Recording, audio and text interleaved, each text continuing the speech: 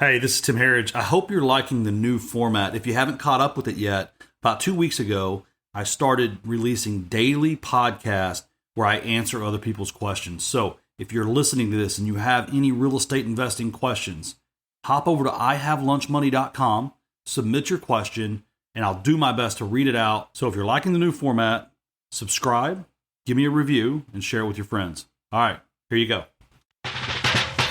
Welcome to the Real Investing Show with Tim Harridge. Each day, we'll provide real investing for everyday investors. Tim is a nationally recognized real estate investing expert, podcast host, and public speaker.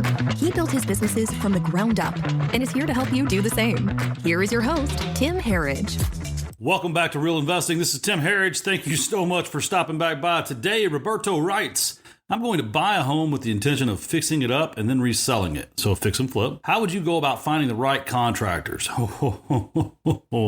I've heard so many horror stories about contractors not doing a good job or running off with people's money. All right, so look, Roberto, good question, great question, fantastic question. In this business, there's only three levers that you control, right? It's what you pay for a house, it's what you spend on a house, and then ultimately it's what you sell or lease the home for. And so many of these levers you have not much control. You don't have much control over, right? So what you have to pay for the house, kind of the market decides that. What you sell the house for, the market kind of decides that. A lot of that's based off of what you do to the house. So assuming you're not super experienced, I can't tell you how important it is to have a good general contractor. And so many investors get tied up over the 5, 10, 15, 20% that GC is going to make. But what I know from 20 plus years experience is you will spend that money on wasted time, wasted interest, wasted expenses, wasted deposits from someone that runs off, like you said, material overages, shortages, all these things that just add up into waste. And I'm just a huge fan of having competent people do what they're great at, and then me doing what I'm great at. And so the fact that you're actually asking this question kind of tells me that you're not great at managing renovations.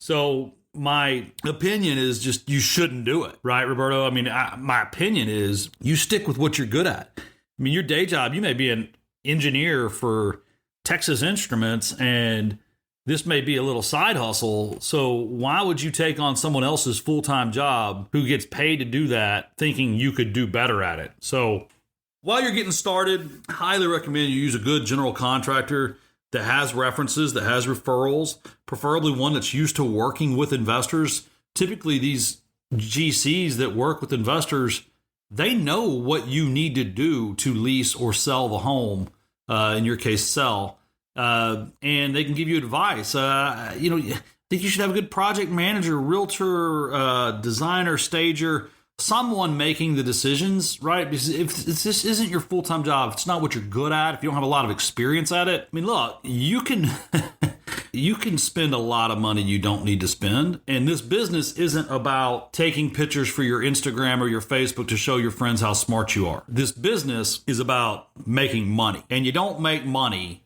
if you overspend or it takes too long. So, good designer, stager, realtor in your in your pocket, on your bench will help you make the right decisions. We break all of our renovation things down into three categories: must, should, and could. And so must are health, safety, structural issues that must be corrected. Should are things like hardwood floors or solid floors, hard surface floors instead of carpet.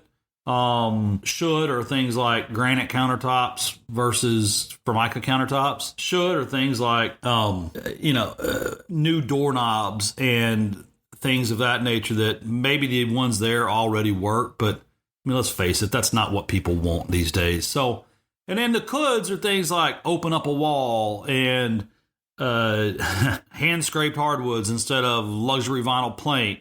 And, you really need someone advising you that can tell you if that's a good expense or not, right? Because it may not be a good expense. It may be a fantastic expense. The ROI on it may be, 2 or 3x, but you need someone helping you make the decisions from a monetary standpoint versus I watched HGTV and want to make it look pretty. Because one of my favorite general contractors, Blake Johnson with Finishing Touches Remodeling over in Fort Worth, his email signature always said, remember, it's your investment, not your home. So I'll leave you with that. Roberto, thanks for the question. Hope everything's going well. Hope this helps. And if you're out there listening, you have questions like Roberto, just hop on over to IHaveLunchMoney.com, submit a question. I really appreciate you guys every day spending time with me. I'll see you tomorrow. Thank you for hanging out with us today on Real Investing. If you have questions, comments, or feedback, please visit IHaveLunchMoney.com. Tim can't wait to hear from you. We're always grateful for your reviews. And if you enjoyed this episode, please subscribe and share it with your friends. Remember, the business is the vehicle, not the dream. See you next time. The preceding program is provided for general education purposes only and does not constitute legal, tax, financial, investment, or other professional advice. No information contained in this program should be construed as financial, investment, or legal advice from any individual, author, host, or guest. You should always consult a financial advisor before investing.